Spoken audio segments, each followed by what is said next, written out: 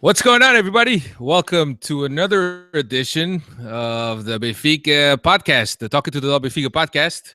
We're back after a week off. Benfica didn't play, obviously, so we took a week off, and we're back here to give you all your Benfica talk weekly, except the weeks that Benfica are off. With me tonight, Steve Santos. What's going on, Steve Santos? How's it going, Alfredo? What's going on, everybody? It was a nice week off. Watched the national team score a bunch of goals. Listen to Alfredo on different podcasts, not hosting. Yeah, It was a good week off. Yeah, worked out. I mean, if you guys haven't had a chance, I was on the Three Tugas podcasts, so you definitely check that out. That's probably the most I've spoken about the national team in quite some time. Even on our pod, we don't talk that much about the national team. But if you got a minute, go and check that out. Those guys are pretty funny, and we had a very good conversation, lengthy one, I might add, but it was a pretty good conversation. On tonight's podcast, we will recap the Primeiro Dezembro game, which was the Portuguese Cup game. We'll also look ahead to tomorrow's match against Zenit in the Ukraine, and we'll also preview Belenenses, which comes up this weekend. So without further ado, let's get right into the inaugural game of this year's Portuguese Cup for Benfica. Benfica played Primeiro Dezembro, a team from Sintra that borrowed Estoril Stadium so they could get the max number of gate receipts, I guess. And then we found out that Benfica, right before the game, ended up donating their share of the pie to Primeiro Dezembro, which is a nice gesture. Of course, that created all kinds of conspiracy theories that Benfica, bought the Primeiro Dezembro and this and that. And I mean, those people actually watch the game. I mean, if there was conspiracy theories, we would have won 5-0. We struggled to come up with a result. Come on. At least that. Yeah, let's look at this lineup. Anderson was in goal. Smith, Luizão, Lilo, and Eliseu across the back. Celis and Danilo were in the middle. Zivkovic, Carrillo were on the wing. Servi was behind Gomes, which got this first start of the season for Benfica senior team. As you know, Gomes, 17-year-old youngster, shows a lot of promise. So we're hoping that he's going to be the real deal. So, Steve, just looking at this lineup, I mean, I know that before we get into the game, and I think we both agreed that Benfica had a lot of difficulty. But looking at this lineup, the front six guys are all guys that are new players that haven't played with Benfica since, they've only been playing with Benfica since the beginning of the season.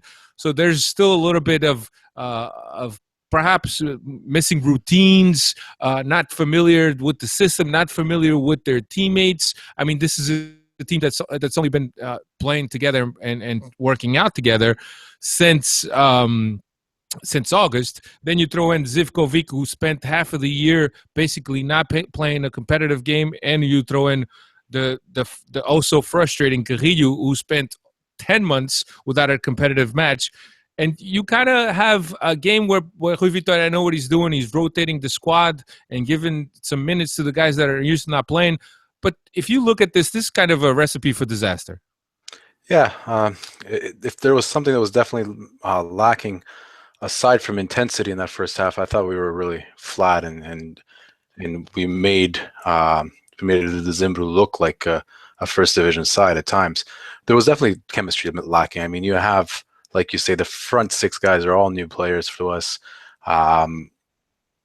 We don't have a very specific game plan or style of play where the roles are very defined for each player on the pitch. So it leaves a lot to interpretation. It leaves a lot for guys to kind of slack off, because Rui Vitoria isn't really much of I don't want to say, he's not a disciplinarian by any means. He's more of a player's coach. So it's not like they're getting berated and really forced to show some effort. So it was a first half where it was Benfica playing down to Primeiro de Dezembro's level, and they were probably playing closer to our level with all the motivation that they have to play against one of the top club in Portugal. I mean, it is what it is. You got to expect that these types of things will happen, because that is the highlight of a lot of those players' footballing careers. I mean, how many how many guys get to that play a little bit of football or play semi-pro or even third, second division, yada yada, that they get to play against Benfica? Not many guys do. So when they have that opportunity, they're going to give their all, and that's what they did. If there's one thing that I was quite impressed with, they're in the equivalent of like a third tier, if I'm right, Alfredo. Yeah, they're not in the Segunda Liga, but they're like in They're well, not Campeonato Nacional Seniors, right? Nacional Something like that. Seniors, right? Yep. So those guys are in some pretty good shape. I mean, yeah, we were probably lacking a little bit of intensity, but they were first to a lot of 50-50 balls. They looked really quick. I was quite impressed with at least their physical prowess, their athleticism. That was pretty impressive. Yeah, I mean, you got guys that probably have a second job More than likely. wherever it is, whether it's a mechanic or a guy that works at the padaria. You got guys with second jobs because probably the money that they're making playing football at a third level is not enough to live off in Portugal, especially in Portugal. So, I mean, yeah, they were in pretty good shape, and I think that going into the locker room at the end of the first half, I think that there was a nice talking to the team by Rui Vitoria saying that there had to be more intensity, that had to be a bigger sense of urgency to try to penetrate a team who is really playing all of them behind the ball, really. Yeah, well, you got to play with the weapons that you have, and you're not going to expect them to go out and try to attack us at every opportunity. They got to do what they have to do. It's understandable. What I do like is the word they use is urgency. I mean, there was none in the first half. You see, I don't remember. I don't recall the minute that he brings on Gedge, but that for me is one of the turning points because Right at the half. was it the half? Okay, Yeah. so there you go. You have in the first half a game that's played at a pace that is very comfortable for Primeiro de Dezembro, and then in the second half, Gonçalo Guedes comes on, and if there's something that you're definitely going to notice in the differences between the abilities that players have from the lower divisions to the first division, is the pace at which they can do things. And when Guedes comes on, he really shakes it up because he wants to do everything at a completely different pace than what we were doing in the first half.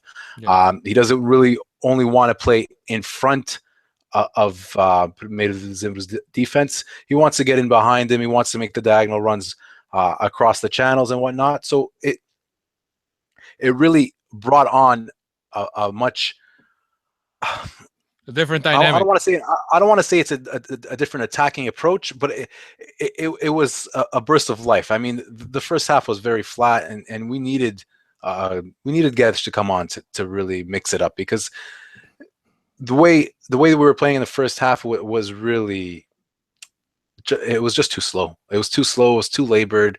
I mean, you're playing down to their level instead of playing at your own level, and that's basically what I saw happening.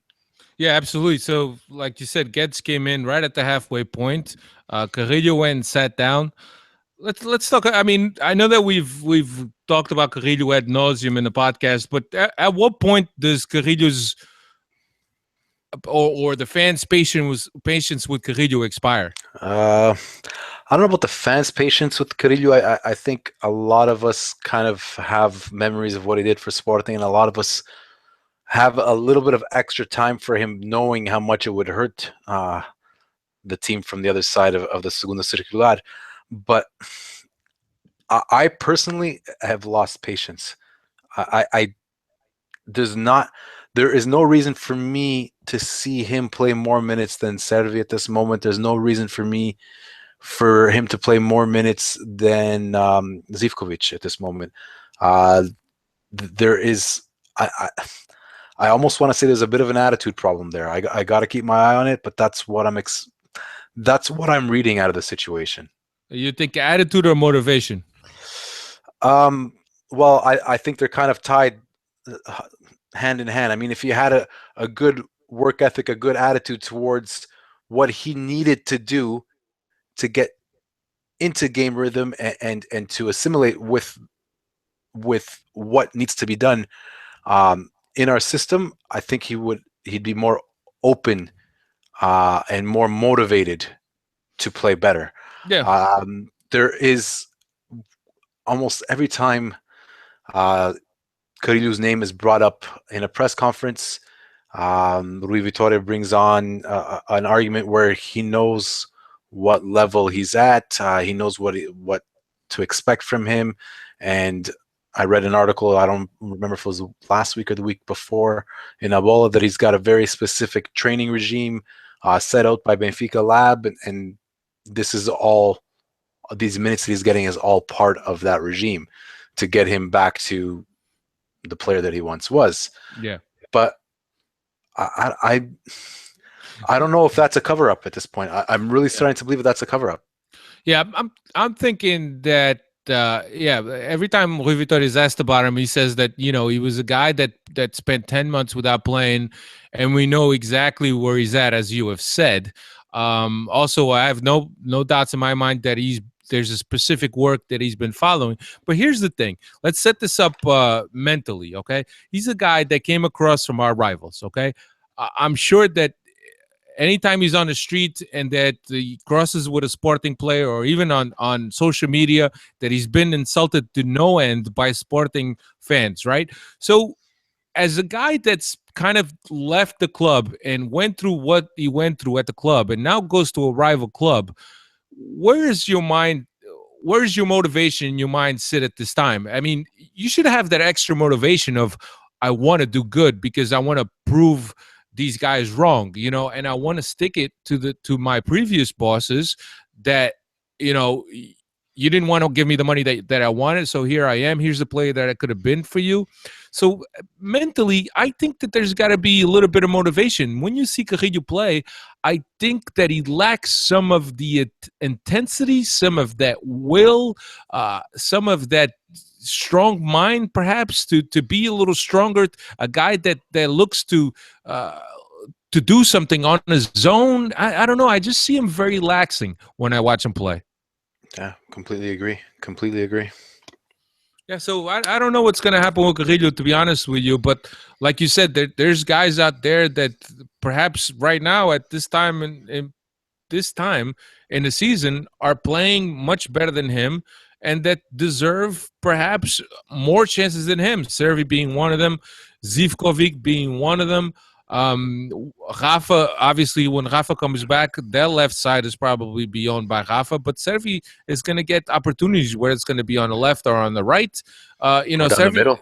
Yeah, and Carrillo is really set up at a point where he's regardless of where he is, right, and his preparation, and according to what Vitoria says, Benfica Labs and his regime and the specific training that he's undergoing, Carrillo has to understand that this is the time period where he could be making a name for himself, where he could be cementing an argument to be a starter on his team. And right now, he has done very little to take advantage of the opportunities that he's been given.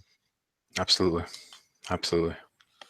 Yeah, so we'll just have to see. But like you said, Guedes took the place of Carrillo. Then Pizzi came in for Servi. We went ahead by the Danilo goal. I'm actually very happy to see Danilo getting some minutes. I saw him in Brazil against Santos. Of course, there was just a friendly game, but Danilo showed himself quite well. I thought he was gassed out around the 65th minute. Of course, a guy that plays in the midfield, that's kind of a box-to-box guy. There's a lot of tem que ter muito pulmão. He's got to have a lot of stamina to go back and forth, and I think that Danilo is not there yet. Then he plays against the Primeiro Dezembro, and look, to be honest with you, Steve, I liked what I saw. Ambidextrous, strong Definitely. On a ball. Covers ground, and just a guy that's not going to be pushed off the ball quite easily. I just thought that a lot of times he missed a lot of passes, but that has to do with a lot of the rustiness from not having played for a long time.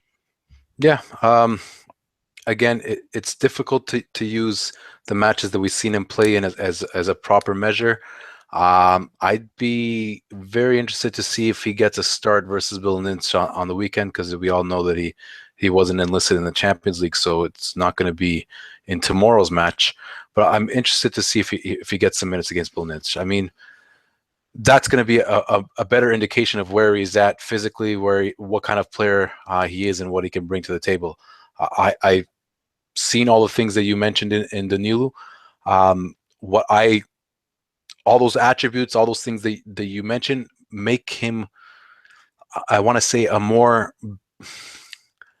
better fit for the type of 8 that we have played with under Jorge Jesus and last year under Rui Vitoria.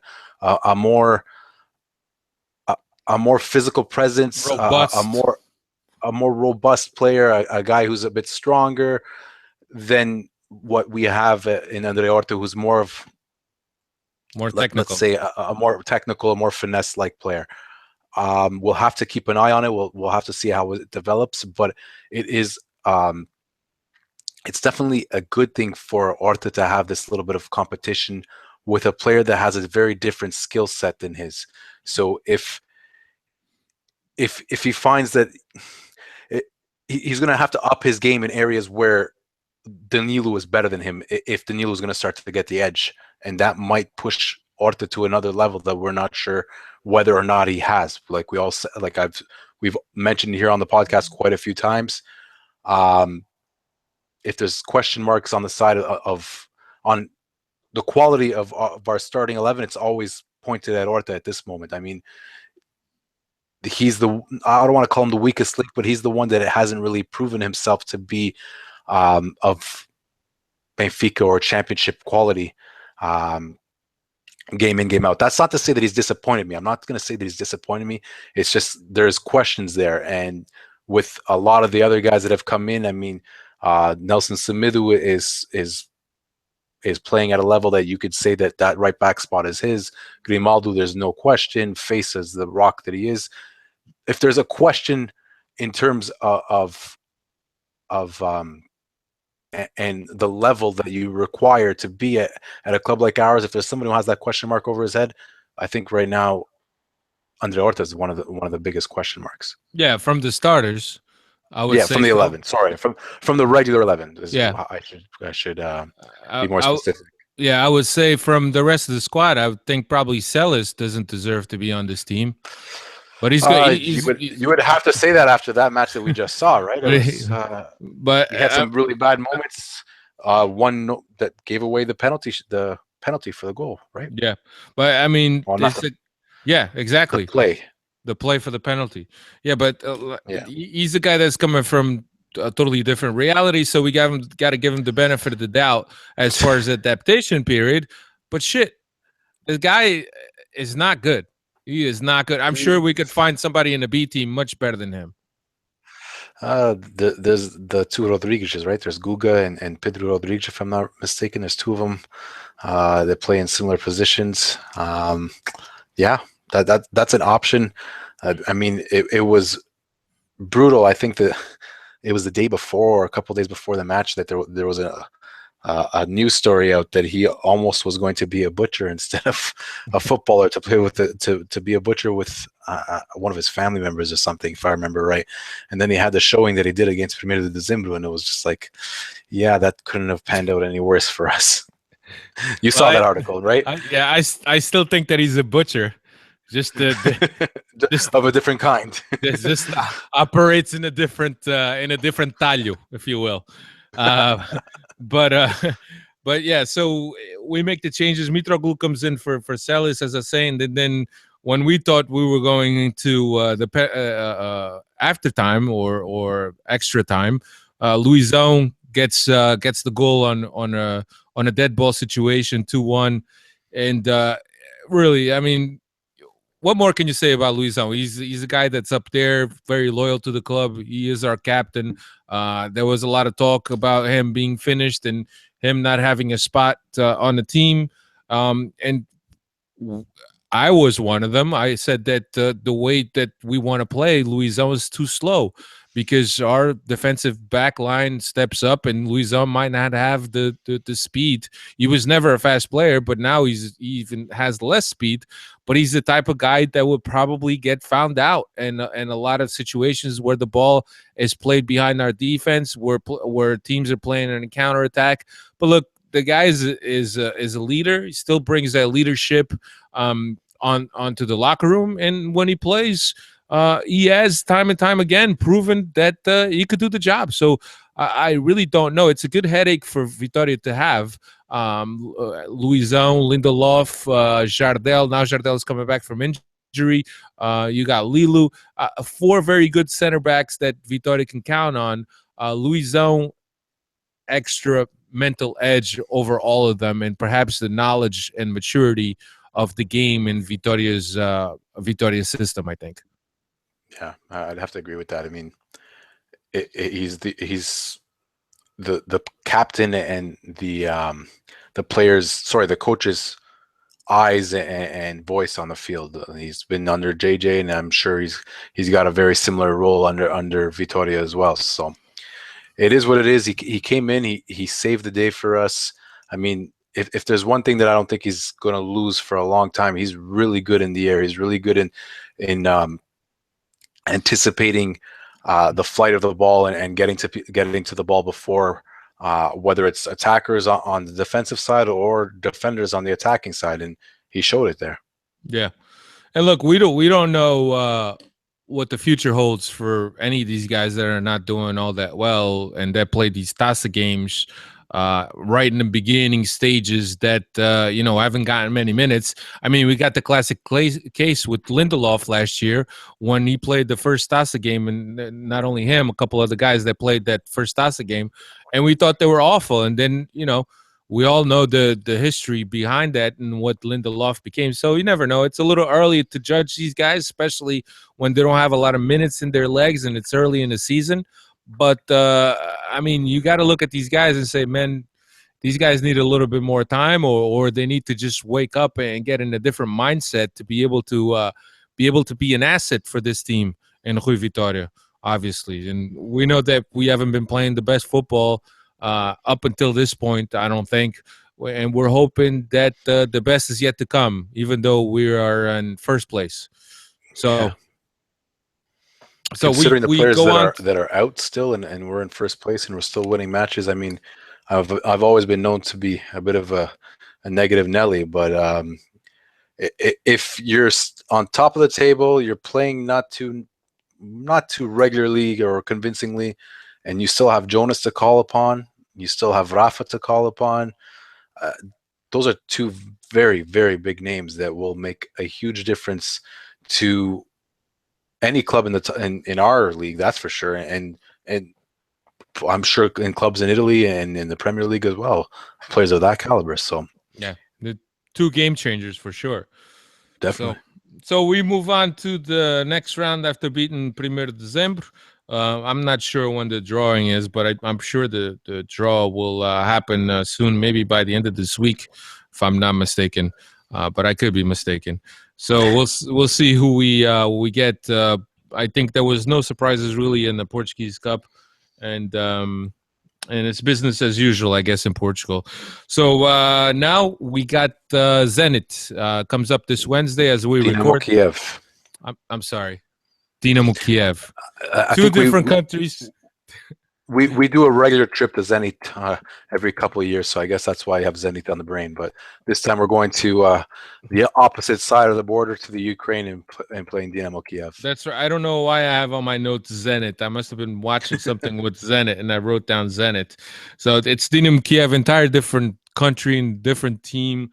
And I'll just give you a couple facts on Dinamo Kiev. In the Champions League, they're third in the group with the same points as Benfica. They're ahead because they have conceded less goals than Benfica.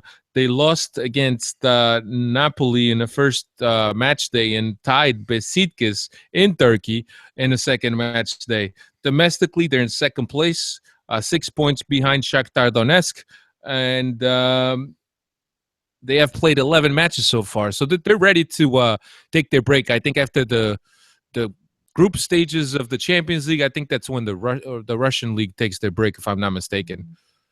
Right? I think you're right. Is that right? Yeah. I think you're right. I'm pretty sure. And then Not the Russian league, the even Ukrainian league. yes, But it's all the same thing. no, don't do that. Well, I mean, in the same area of the world.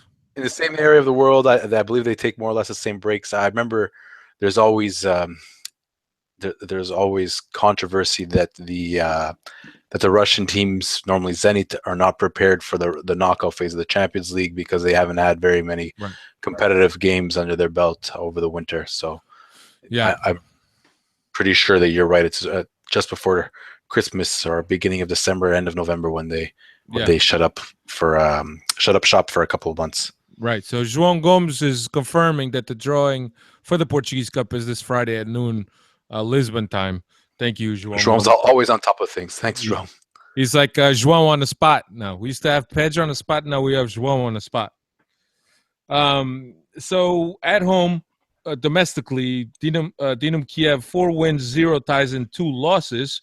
In their ranks, Antunes, which is a Portuguese left back, and their Luis Gonzalez, which at one point was a Benfica player, played in Benfica's B team, if I'm not mistaken, and also in the juniors. He's a Paraguayan winger, if I'm not mistaken. You guys probably know him from seeing him in the Champions League last year when the Dinamo Kiev played against Porto. Was it Porto that they were lined up against, or was it Sporting? I'm not sure.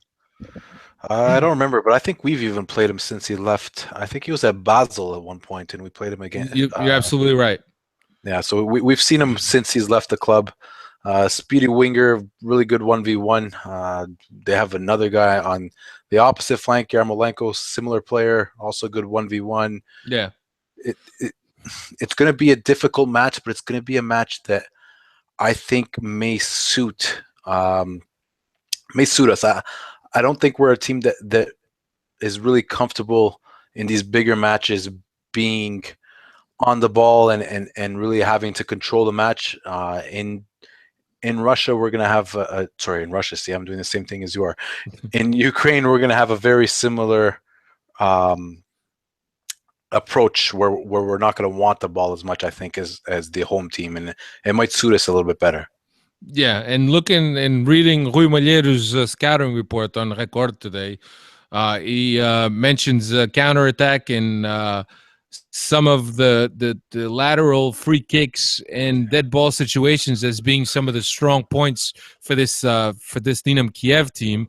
Of course, we've had a lot of issues with dead ball situations this year. And a counterattack, I don't know. We could be caught on a counterattack. We played a few little teams in the Portuguese league, and we have struggled with counterattack, especially with teams that are very strong down the wings. Anything else from this Dinamo Kiev, Steve, that you think we could be afraid or exploit?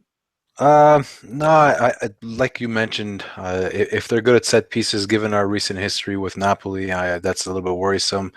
It's always scary we mentioned there, at least it's always a bit of a fear to play against a player who's didn't really make it at your club, but has a bit of quality and it might hurt you because of that extra bit of motivation that we think that Carrillo should have. So that's some of the stuff that kind of worries me. To be honest, I think this type of game kind of suits us. We're going to well, they could be worse, but I saw that it was about 3 degrees in Kiev today. It's going to be pretty cold. Kiev, I would assume, being the home team with a good batch of players, are going to want to control the match. Are going to want to attack against us. It's going to be a bit of a battling match for us. And if you have to mention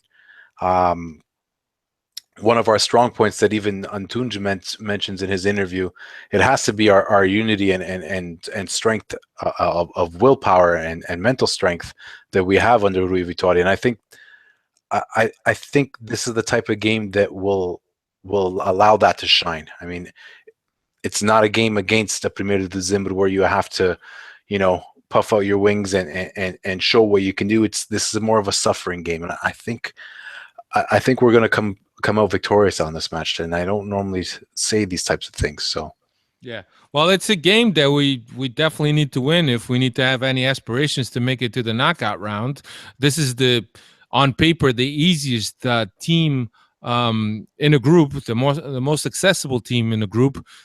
So even though we're playing in Ukraine, I think that we're at a very level that in which we could surpass this team. We could beat this team in Ukraine despite the adverse conditions. I think that Benfica has enough talent to beat this team. We also found out yesterday, as Benfica published the traveling list or the roster list for this game, that we got Jardel, Samaris, and Jimenez look to be ready to go, and we're included in that list. Grimaldo and Julio Cesar were also included, but they were absent from the Primero Dezembro roster list, and they're now on the roster list for this game.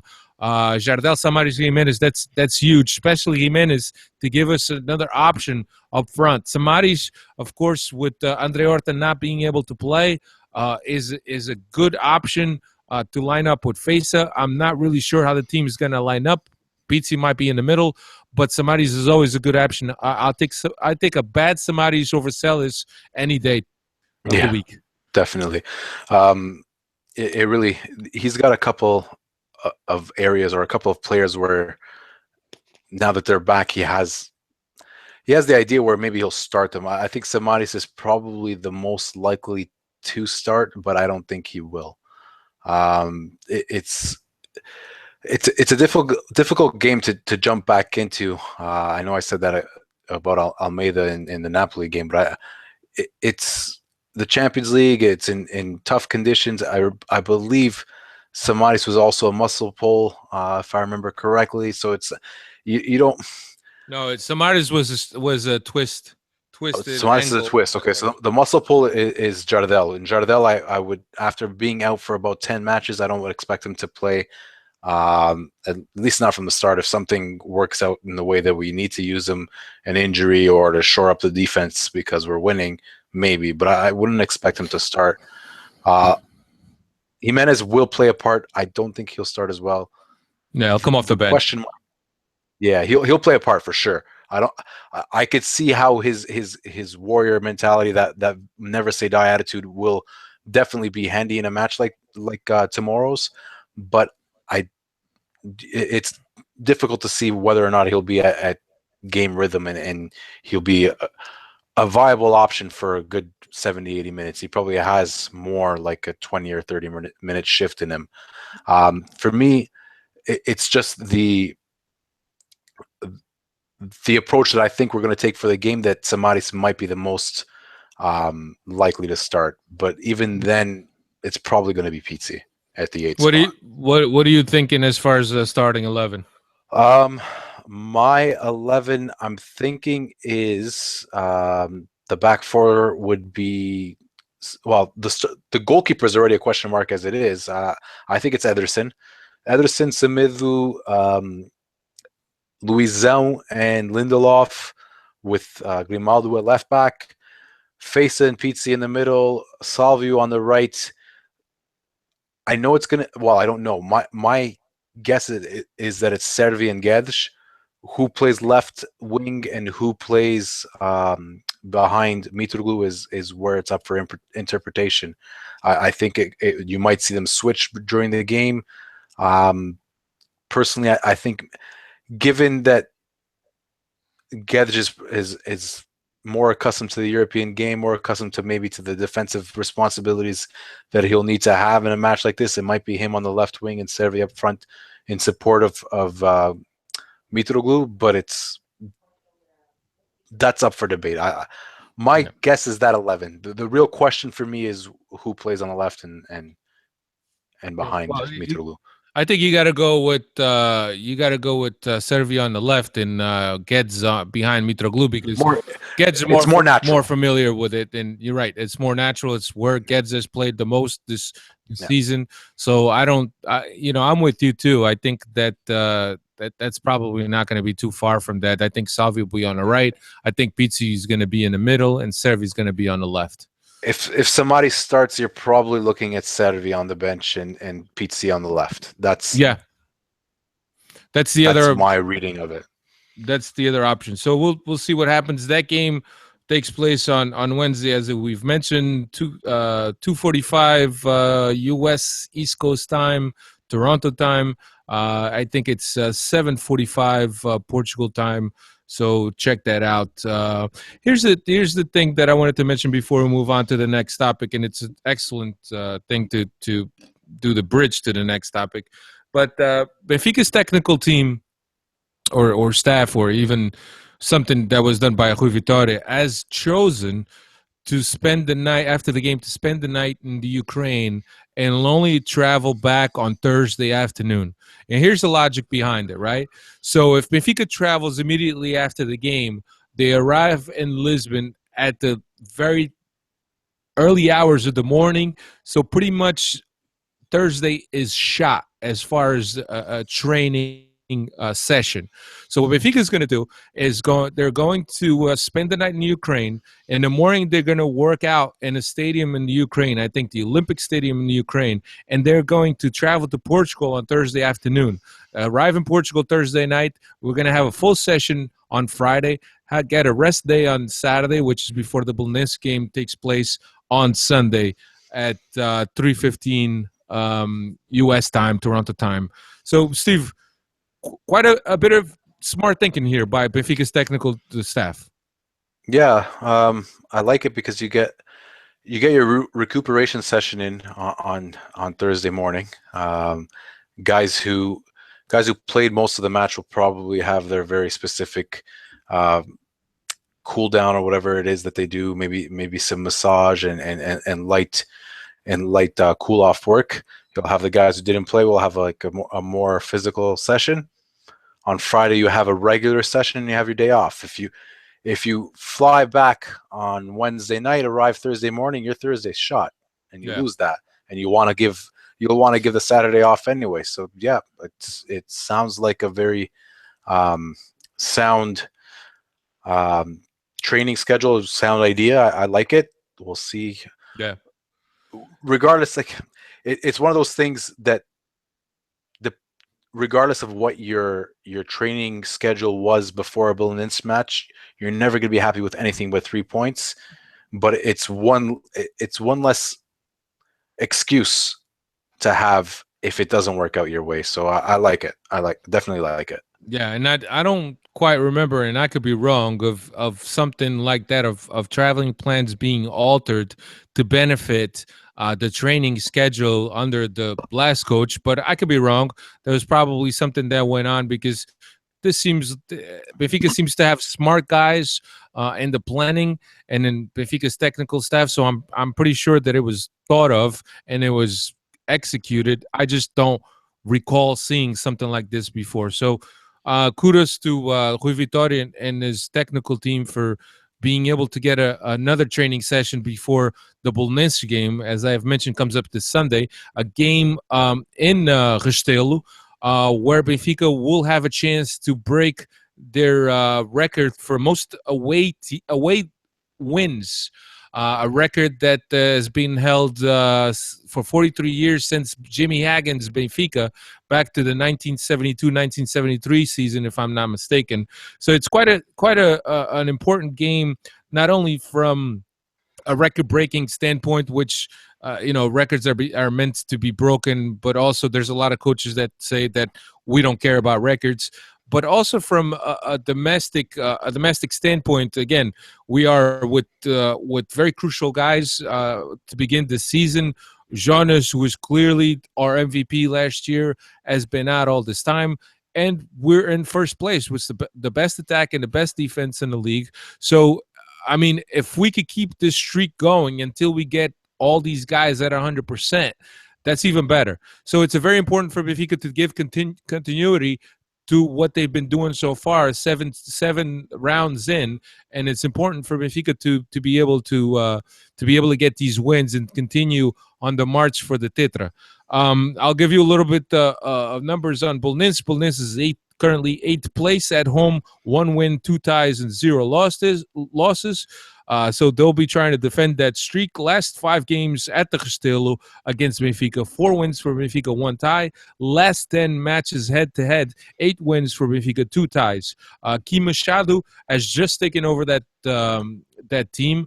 He was a coach that, if I'm not mistaken, he was at Santa Clara from Açores. He has taken over. I think this will probably be his either second game. I think the cup game was his first game in charge. This is going to be the second game in charge for Kim Machado. They had Javier Velasquez, if I'm not mistaken, before, and he actually stepped down, Steve. It was a weird situation there. I mean, Velasquez came in with a bit of a hype of playing good football and being in the current Spanish frame of mind, possession based, built from the back, et cetera, et cetera. But he just stepped down, and it was a bit weird. And Kim Machado. Kim Machado leaves Santa Clara after just, I think, a couple matches. Yeah, that was because he was Vitoria Stubel's coach last year, if I remember right, and Stubel looked good throughout the season. I'm not exactly sure how he ended up without a job, but I know Crusado's there now. I don't know the exact details, but yeah, it's almost like this was lined up, and it's a bit of an odd situation.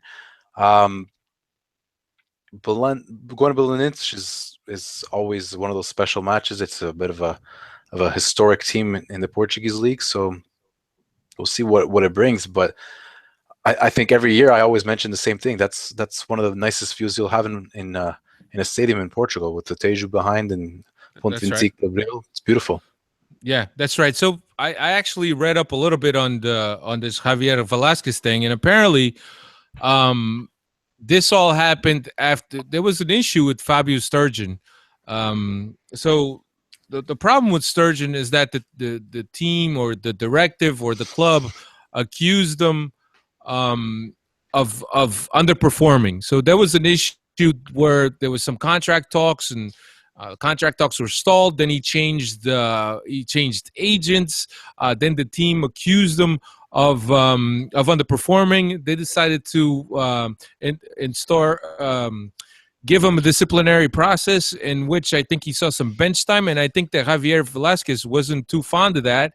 And also Javier Velasquez, I think it was mentioned that he also didn't see eye to eye with some of the club's directives. So there was a whole thing going on, and he ended up stepping down. But I am the same opinion of you, or I heard the same thing as you, Steve, that this Javier Velasquez had the team playing pretty well, playing attractive. So I don't know what this has done to the team. Obviously, as they talk about the mental whip, or chicotada psicológica, as they call it in Portuguese, where when they change coaches, there's always it's a fresh air, a breath of fresh air for the team, for the squad. But I don't know, in the instance of Javier Velasquez, I don't know if many players were unhappy with the way Javier Velasquez was leading the team. So I don't know if the mental whip in this case would apply here. But Kim Machado is a decent coach, and I don't. I expect Benfica to have a lot of issues at Belenenses. Yeah, there's just looking through their roster. There's a lot of guys that have had success relative success with smaller clubs throughout the years. There's some up and coming names. A couple of them, I believe, Sporting products. Domingos Duarte, if I remember right, is a Sporting right back. Palhinha is supposed to be a hell of a defensive midfielder. I'm actually interested into seeing him play. Miguel Rosa. Then there has Miguel Rosa, who I am. If he doesn't play against us, I'm going to be very curious as to what the whole situation is with who actually owns him and whatnot. But we'll have to keep an eye on that. Betinho was also Sporting product of Ford, who I think spent some time in England, and if I remember right, was really good in the first year of the UEFA Youth League and scored a whole bunch of goals against Liverpool. So he's got a bit of a hype around him as well. They have for the reality of the Portuguese league, they have a very strong core, and it's very much a Portuguese core. They're probably one of the teams that could field their best 11 as an all Portuguese 11, if I'm not mistaken. So that's I know it shouldn't matter what your birth certificate says, and quality is the first thing, but you have to admire that in today's society in football, where you don't see too many all 11 all 11 nationals all Yeah. playing from the same country. I'm not using the right words, but I'm sure you all understand what I'm trying to say. Yeah, absolutely, absolutely. So it's They commendable, also I have Yep. guess.